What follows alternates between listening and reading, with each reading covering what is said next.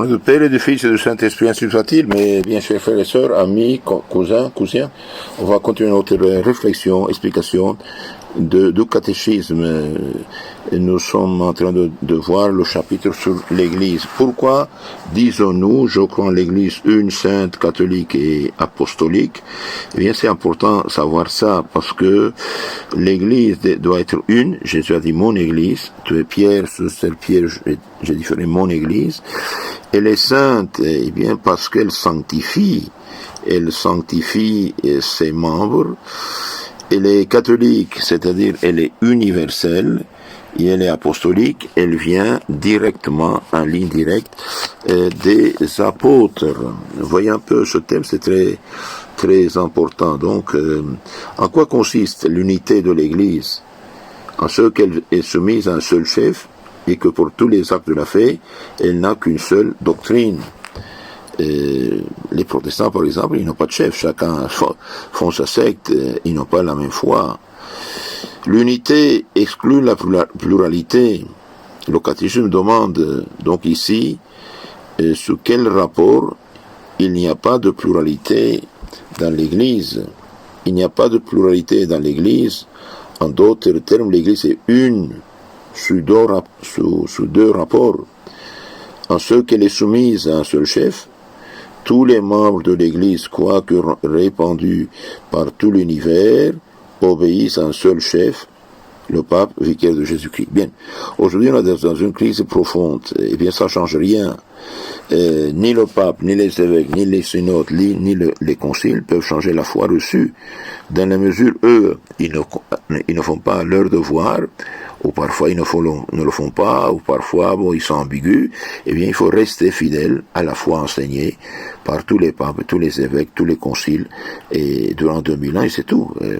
Ce n'est pas parce qu'il y a aujourd'hui des problèmes qu'il faut abandonner l'Église, une sainte catholique apostolique. Non, il faut rester fidèle à cette Église et savoir que dans la mesure où les dirigeants n'enseignent pas la foi de tous les siècles, ils ne font pas leur devoir et ils ne peuvent pas nous imposer leurs opinions comme dogme de foi. L'Église une aussi, pour tous les articles de foi, elle n'a qu'une seule doctrine. Tous les membres de la Sainte Église, de tout temps et de tout lieu, admettent les mêmes dogmes, nommément tout ce que l'Église propose comme ayant été révélé de Dieu. De là, nous avons le credo. L'Église de Jésus-Christ doit nécessairement posséder cette double unité, parce que son divin fondateur ne lui a donné qu'un seul chef, et qu'il a commandé de croire tout ce qu'elle proposerait. Donc ce que l'Église a proposé à croire, c'est le credo, elle est définie déjà, donc on peut pas, il ne faut pas prendre pour les opinions aujourd'hui des dirigeants pour des dogmes de foi. Dans la mesure où ce qu'ils enseignent est correct, pas de problème. Dans la mesure où ce contredit la foi et la morale enseignés dans le vieux catéchisme, qui sont le livre de la foi, eh bien on a tout le droit de résister et de ne pas accepter. Pas pour caprice, sinon par fidélité à l'Église. Saint Paul dit, l'autorité que le Seigneur m'a donnée, et c'est pour votre édification, non pas votre destruction. Deuxième lettre aux Corinthiens, chapitre 13, verset 10. Pourquoi l'Église est appelée universelle ou catholique? Parce qu'elle renferme dans son sein tous les fidèles qui ont vécu depuis le temps de Jésus-Christ et qui vivront jusqu'à la fin du monde. Et parce qu'elle est répandue parmi toutes les nations et dans tous les pays. Universel ou catholique, c'est-à-dire sans limite, c'est-à-dire universel, mondial, international.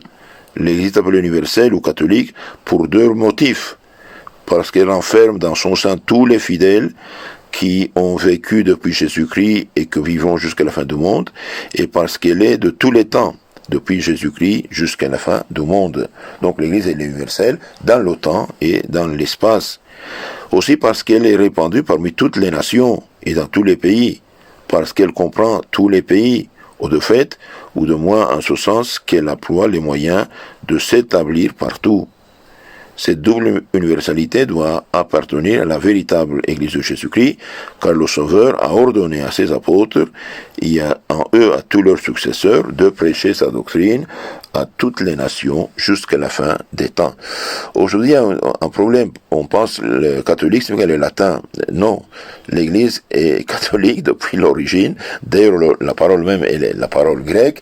Et le premier, à notre connaissance, à avoir utilisé le terme Église catholique a été Saint Ignace d'Antioche. Je pense dans sa carte aux Éphésiens, je me souviens plus très bien, chapitre 8, je pense.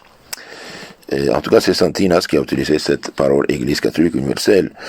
Et même encore aujourd'hui, les chrétiens d'Orient, qu'on appelle les orthodoxes, grecs, syriaques, coptes, ils disent « Je crois en l'Église, une sainte catholique apostolique ». Pourquoi? Et parce que ça a été ainsi déclaré au concile de Nicée en 325, quand il n'y avait pas ces malheureuses divisions. L'Église catholique, ok, elle est catholique, mais elle a dans son sein différents peuples, différentes liturgies. Par exemple, la majorité, pratiquement, des chrétiens d'Orient, moins les coptes, eh bien, sont catholiques. Les maronites, les chaldéens, les syriaques catholiques, les grecs catholiques, tous les grecs, les arméniens catholiques, ben, ils ont leur liturgie, leur langue, leur rite, mais ils sont en union, en communion avec l'Église de Rome que, à l'origine, tous les chrétiens d'Orient reconnaissaient, là où se trouvait Saint-Pierre. Bien, et pourquoi l'Église est appelée apostolique? Parce qu'après avoir été instituée par Jésus-Christ, elle a subsisté sans aucune interruption depuis les apôtres jusqu'à nos jours. Elle continue d'exister depuis les apôtres et les évêques sont les successeurs légitimes des apôtres. La Sainte Église est nommée apostolique parce qu'après avoir été instituée par Jésus-Christ, ou en d'autres termes, parce que depuis son institution par Jésus-Christ, elle a subsisté sans aucune interruption. Elle continue d'exister. Les papes, les évêques, les fidèles se succèdent continuellement depuis les apôtres, à commencer du temps des apôtres qui l'ont répandu les premiers, jusqu'à nos jours. Elle remonte donc aux apôtres et par conséquent elle est appelée à juste titre apostolique, ce qu'elle ne pourrait être sinon si son existence avait subi une interruption. L'apostolicité est propre à la vraie Église de Jésus-Christ et à laquelle son divin fondateur a promis qu'elle ne périra pas. Alors que les églises des protestantes, eh bien, ils ne sont pas apostoliques parce que c'est Luther, c'est Calvin, c'est Henri VIII qui ont commencé au XVIe siècle. En 1521, Luther a commencé l'église qu'on appelle luthérienne, n'est-ce pas? Les Calvins, et en 1534, l'église anglicane en Angleterre. Bon, ça ne sont pas. Alors que les églises chrétiennes dites orthodoxes, eh bien, elles étaient, au moins les Grecs, jusqu'à 1054 dans l'Église catholique. Et heureusement, ils ont conservé la succession apostolique. Ils ont les 7 sacrements et les évêques, tandis que les protestants, ils n'ont plus rien. Donc l'Église est une sainte catholique et apostolique. Elle doit avoir dans son sein toutes les nations, tous les peuples, de tous les chrétiens, de toutes les liturgies et de toutes les langues. Bien sûr, avec la catastrophe de l'islam, l'Église d'Orient a été détruite en grande partie. Bon, toutes les nations aujourd'hui appelées arabes, eh bien, pratiquement toutes étaient des nations chrétiennes évangélisées dans les premiers siècles. La Syrie, le Liban, la Jordanie, la Palestine, l'Irak actuel en grande partie, la Turquie bien sûr, la Syrie, l'Égypte, toute l'Afrique du Nord, ça vient des premiers siècles chrétiens. Aujourd'hui, il reste très peu de chrétiens, sauf en Égypte, un peu en Syrie, au Liban, tous les autres pays chrétiens, et il ne reste quasi rien. Mais ils étaient les premiers catholiques en fait dans le monde. Donc, l'Église est une sainte catholique apostolique. Elle existe depuis 2000 ans et tous les chrétiens sont appelés à entrer dans cette Église universelle et pas former des églises nationales, sinon l'Église elle est internationale. Que tous les saints et tous les martyrs qui ont évangélisé les peuples nous aident, nous obtiennent la lumière pour être de vrais chrétiens et travailler pour l'évangélisation, pour l'union et pas la division. Au nom du Père et du Fils Saint-Esprit, ainsi soit-il.